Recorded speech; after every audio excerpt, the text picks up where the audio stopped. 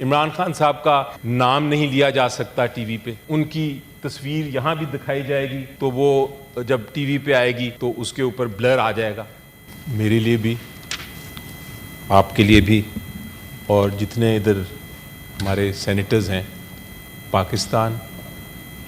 پاکستان کی سالمیت، پاکستان کا وقار، پاکستان کی خود مختاری، اس پہ کوئی کسی قسم کا کمپرومائز نہیں ہے. میری پارلیمنٹ، میری جوڈیشری، یہ بھی ہماری ہی انسٹیٹیوشنز ہیں، اور ان کا بھی وقار، ان کی بھی آزادی، ان کی بھی خود مختاری اتنی ہی اہم ہے جناب چیئر پرسن جتنی پاکستان کی. اگر کوئی بھی ملک یا کوئی بھی ادارہ ان دونوں انسٹیٹیوشنز، پارلیمنٹ یا جوڈیشری کی خود مختاری، سوورینٹی، وقار، ریپوٹیشن، اس پہ کسی قسم کا مانیٹرنگ کرتا ہے، ریگولیشن کرتا ہے، تو ہمیں منظور نہیں ہے. یہ ایک اصولی ہر شہری کا ایک فیصلہ ہے، ہر شہری کا ایک پرنسپل ہے جس پہ قائم ہیں ہم.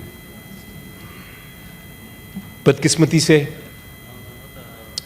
حکومت پاکستان نے،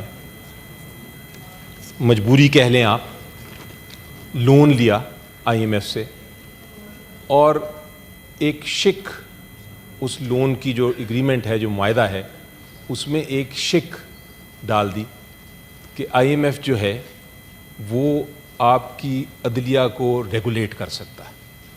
اس شک کا جو مفہوم ہے یا مطلب ہے وہ یہ ہے کہ وہ عدلیہ کو ریگولیٹ کر سکتا ہے. یہ پہلی بار پاکستان کی تاریخ میں ہوا ہے. بہت سارے آئی ایم ایف کے پروگرامز آئے ہیں، لیکن آج تک ایسا نہیں ہوا کہ کسی بھی ادارے کو یہ اجازت دے دی جائے کہ وہ جا کے چیف جسٹس آف پاکستان کو پوچھیں کہ آپ کا نظام کیسا ہے، جس طرح ایک اسکول مانیٹر ہوتا. لیکن صرف قرضہ لینے کے شوق میں، اس کے پریشر میں کہہ لیں، معاہدہ کر لیا جس میں آئی ایم ایف کو یہ حق دے دیا کہ وہ جا کے ہمارے ہی چیف جسٹس آف پاکستان کو جا کے پوچھیں کہ آپ کا عدلیہ کا نظام کیسا ہے. آپ سوچ سکتی ہیں کہ ہمارا کوئی ادارہ جائے گا امریکہ یا انگلینڈ یا کسی اور ملک، اور وہاں جا کے ان کو کہے گا کہ جناب چیف جسٹس صاحب آپ بتائیں کہ کیسا نظام چل رہا ہے.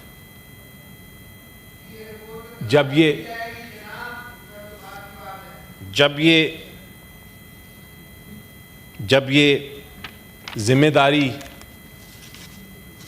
ایک انسٹیٹیوشن پہ ڈال ہی دی، کیونکہ جو بھی پاکستان کی انسٹیٹیوشن ہے مجبوراً ان کو اب ذمہ داری اپنی پوری کرنی پڑے گی.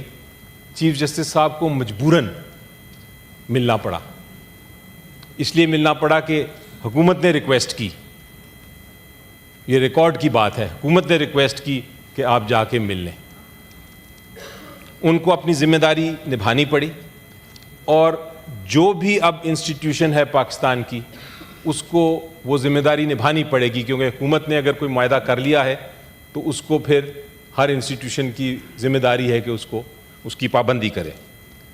تو آئی ایم ایف نے تو اب جوڈیشل کمیشن کو بھی ملنا ہے، ای سی پی کو بھی ملنا ہے، سب کچھ کو دیکھنا ہے، لیکن یہ ایک مثال بن چکی ہے، اور یہ مثال اب ایسی ہے کہ یہ اگلی حکومتوں کے اوپر بھی یہ اس مثال کی وجہ سے ان کو بھی اس پہ عمل کرنا پڑے گا. میری نظر میں اس حکومت کو ذمہ دار ٹھہراتا ہوں کہ ہماری جوڈیشری جو ہے، ہماری جو عدلیہ ہے، اس کی ساکھ کو نقصان پہنچایا، اس کی سوورینٹی کو نقصان پہنچایا، اس کی خود مختاری کو نقصان پہنچایا. تو میرا پہلا پوائنٹ تو یہ ہے، جناب کل لاء منسٹر صاحب نے فرمایا کہ وہاں ایک جوڈیشل کمیشن ہے، اور شاید IMF judicial commission سے ملنے گئی تھی. یہ بات درست نہیں. جوڈیشل کمیشن تو ایک ادارہ ہے جو کہ قانون سازی نہیں کرتا لیکن وہ سجیشنز کرتا ہے, سجیشنز دیتا ہے, تو اس سے ملنے کے لیے آپ اس کمیشن کے چیئرپرسن یا اس کمیشن کے ہیڈ سے مل سکتے ہیں. چیف جسٹس آف پاکستان سے جو ملاقات کی, اس کی جو نقصان ہوا ہے ہماری آزادی کو, ہماری جو جوڈیشری کی آزادی ہے, اس کی ذمہ داری میں حکومت پہ ڈالتا ہوں. جناب, دوسری بات چیئرپرسن, نفرت کے طوفان پاکستان میں پوری طرح برپا ہیں. قوم پس رہی ہے, لوگ ناراض ہیں, ان کی منتخب حکومت جو ہے وہ ان کی مرضی کے مطابق نہیں بنائی گئی. ان کا ایک حق کا احتجاج تھا, وہ احتجاج کا حق ان سے چھین لیا گیا. وہ تو شکر ہے کہ آج ایک ریزولوشن پاس کر دی ہماری سینٹ نے کہ احتجاج کا حق ہونا چاہیے, لیکن اس کی امپلیمنٹیشن نہیں ہوگی. آخری جو ایک لوگوں کے پاس, قوم کے پاس جو ایک حق رہ گیا تھا وہ تھا اظہار رائے کا حق.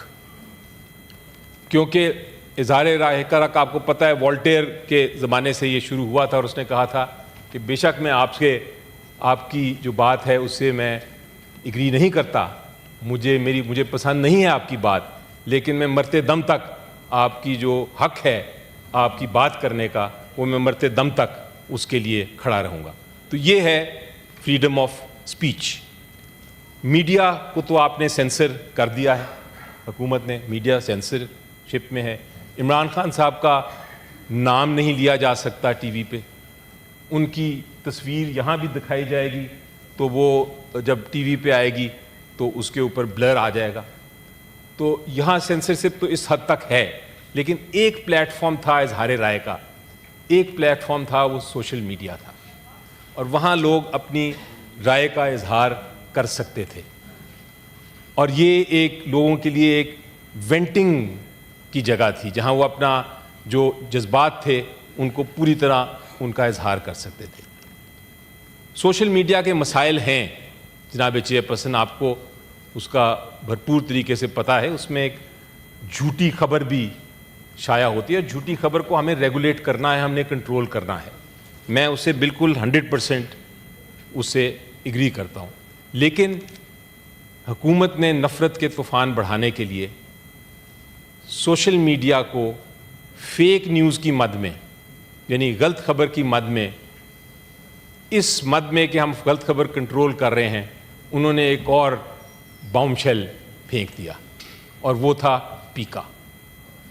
پیکا ایکٹ جو ہے اس کا مفہوم اگر آپ دیکھیں تو اس کا مفہوم بڑا اسٹریٹ فارورڈ اور سمپل ہے.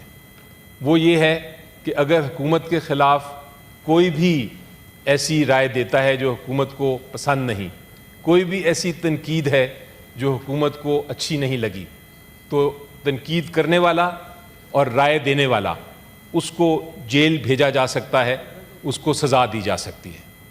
یہ ہے پیکا کا, اگر آپ قانونی طور پہ میرے سے پوچھیں تو اس کا امپیکٹ. یہ ہے اس کا جو جسٹ ہے پیکا کی. بیسکلی اس کو سینسرشپ کا ایک ٹول کے طور پہ استعمال کیا جا رہا ہے اور کیا جائے گا, اور یہی اس کا ایم اور انٹینشن ہے. تو آپ نے ختم کر دیا فریڈم آف پروٹیسٹ, آپ نے رائے کا حق ختم کر دیا, آپ نے جیل میں ڈالنا شروع کر دیا اگر کوئی بھی اختلاف کرے. تو یہ اس کی وجہ سے آپ نفرتوں کا طوفان بڑھا رہے ہیں. میں آپ کو ایک بات بتا دوں جناب چیئرپرسن, ریکارڈ پہ کر لیں کہ جب آپ لوگوں کی کوئی بھی پلیٹ فارم ان کو نہیں دیں گے, کوئی اسپیس نہیں دیں گے جہاں لوگ اپنی اظہار رائے کر سکیں, تو پھر وہ فزیکل ہوں گے, پھر وہ قانون کو اپنے ہاتھ میں لیں گے, پھر وہ کیوس ہوگا, پھر وہ جمہوریت ختم ہوگی. اور یہ پیکا جو ہے یہ اس کی پہلی سٹیپ ہے. بڑا انٹرسٹنگلی حکومت والے کہہ رہے ہیں کہ جناب میڈیا نے جب بڑا شور اٹھایا پیکا پہ تو حکومت نے کہا کہ جناب آپ آئیں بات کر لیں. وہ ایک محاورہ ہے کہ گنگا الٹی بہتی ہے, اور اس سچویشن میں یہ جو بحث ہے کہ آپ پہلے قانون سازی کر لیں اور پھر آپ بات کریں، یہ تو اس محاورے کی بالکل ایک طرح سے مثال ہے. آپ پہلے کسی کو ماریں اور پھر کہیں کہ اچھا میں کیوں مار رہا ہوں آپ کو. یہ اس طرح نہیں ہوتا. پہلے آپ ڈیبیٹ کرتے ہیں، آپ اسٹیک ہولڈر سے ڈسکس کرتے ہیں، پھر قانون سازی کرتے ہیں. تو یہ کہنا کہ ہم نے قانون بنا لیا ہے، اس میں اگر غلطیاں ہیں تو اب آ کے آپ بتائیں، یہ اس سے صاف نیت ظاہر ہو جاتی ہے کہ یہ سینسرشپ کے لیے ہی استعمال کیا جا رہا ہے. کیوں بلڈوز کیا گیا یہ قانون؟ تو جناب یہ میرا دوسرا پوائنٹ تھا. تیسرا اور بڑا اہم جو نقطہ میں ریز کرنا چاہتا ہوں، 26ویں ترمیم آپ نے پارلیمنٹ میں بلڈوز کی.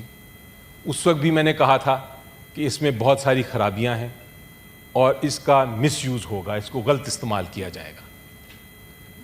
میں ابھی اس بہت بار بات کر چکا ہوں کہ کیا خرابیاں ہیں 26ویں ترمیم میں.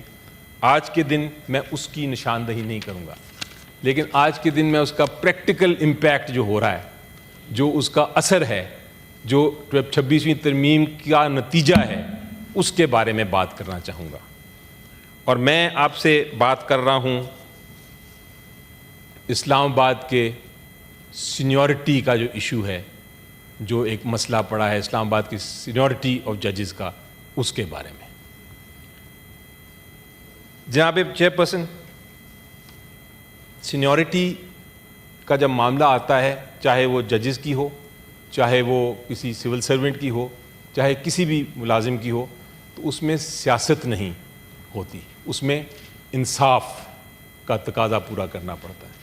لیکن بدقسمتی سے جو اسلام آباد میں جو تقرری جو ججز کی جو سینیورٹی کا ایشو ہے، اس میں سیاست کی بو آ رہی ہے.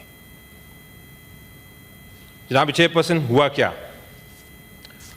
ہوا یہ کہ ایک 1 فروری 2025 کو ایک نوٹیفیکیشن جاری کیا گیا. نوٹیفیکیشن میں جو 3 مختلف جج صاحبان تھے، ایک لاہور ہائی کورٹ کے، ایک سندھ ہائی کورٹ کے اور ایک بلوچستان ہائی کورٹ کے، ان کو ٹرانسفر کر دیا گیا اسلام آباد ہائی کورٹ. اور اسلام آباد ہائی کورٹ ٹرانسفر کیا گیا آرٹیکل 200 آئین کے آرٹیکل 200 کے نیچے. کوئی حرج نہیں، ٹرانسفر کی حق ہے، ٹرانسفر آرٹیکل 200 میں ٹرانسفر کیا جا سکتا ہے. لیکن اس کے ساتھ ہی 5 جج صاحبان، سٹنگ جج صاحبان جو اسلام آباد ہائی کورٹ کے تھے، انہوں نے اس پہ اعتراض کیا.